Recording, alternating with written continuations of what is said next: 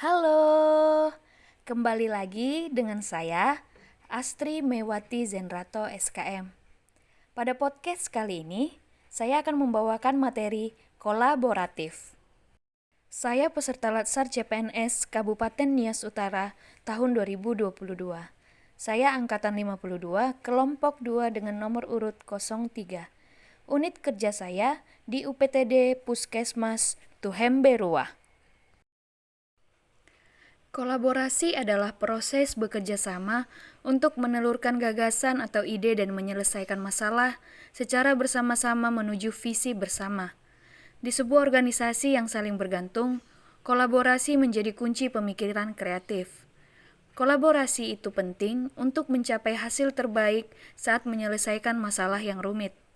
Agar kolaborasi juga dapat berhasil, diharuskan untuk mengidentifikasi kapan dan bagaimana berkolaborasi. Collaborative governance mencakup kemitraan institusi pemerintah untuk pelayanan publik.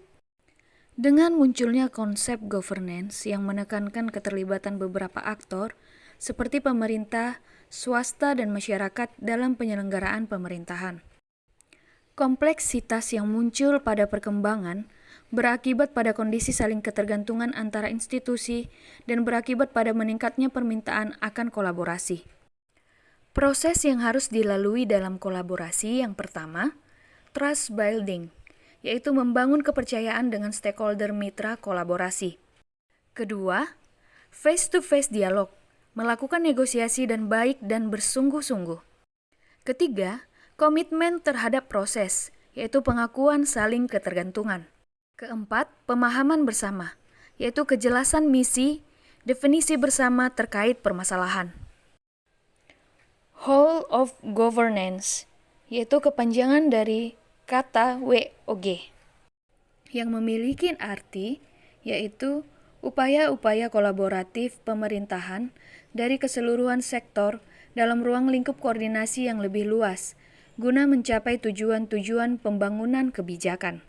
WOG juga dikenal dengan pendekatan interagensi, yaitu pendekatan yang melibatkan sejumlah kelembagaan yang terkait dengan urusan-urusan yang relevan.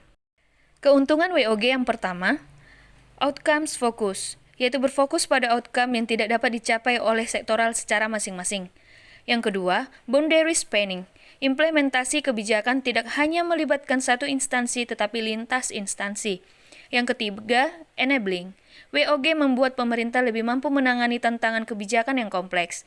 Keempat, strengthening prevention, yaitu WOG mendorong pencegahan terhadap masalah yang mungkin berkembang lebih jauh. Praktek WOG yang pertama, penguatan koordinasi antar lembaga, yaitu dengan jumlah lembaga yang rasional, maka akan dilakukan koordinasi lebih mudah. Kedua, membentuk lembaga koordinasi khusus, yaitu setingkat lebih tinggi atau setara dengan lembaga yang akan dikoordinasikannya. Ketiga, membentuk gugus tugas, yang mana dengan adanya gugus tugas membuat lingkungan formalnya untuk berkonsentrasi dalam proses koordinasi. Yang terakhir, koalisi sosial, yaitu mendorong adanya penyamaan nilai dan persepsi. Beberapa tantangan praktek WOG yang pertama, kapasitas SDM dan institusi. Misalnya, mendorong terjadinya merger atau akuisisi kelembagaan. Kedua, nilai dan budaya organisasi. Seperti halnya dengan kapasitas dan institusi, nilai dan budaya akan menjadi kendala apabila terjadi upaya kolaborasi sampai dengan menyatukan kelembagaan. Ketiga, kepemimpinan. Hal ini menjadi salah satu kunci penting dalam pelaksanaan WOG. Kalimat afirmasi dari kolaboratif yaitu membangun kerjasama yang sinergis. Kata kunci dari kolaboratif yaitu ketersediaan kerjasama sinergis untuk hasil lebih baik.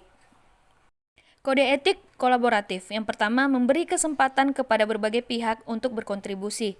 Yang kedua, terbuka dalam bekerja sama untuk menghasilkan nilai tambahan. Ketiga, menggerakkan pemanfaatan berbagai sumber daya untuk tujuan bersama. Implementasi kolaboratif kesehatan masyarakat di puskesmas, seperti adanya keterlibatan tenaga dokter dan perawat, ataupun tenaga gizi dan yang lainnya, untuk mengoptimalkan penyampaian penyuluhan kesehatan kepada masyarakat.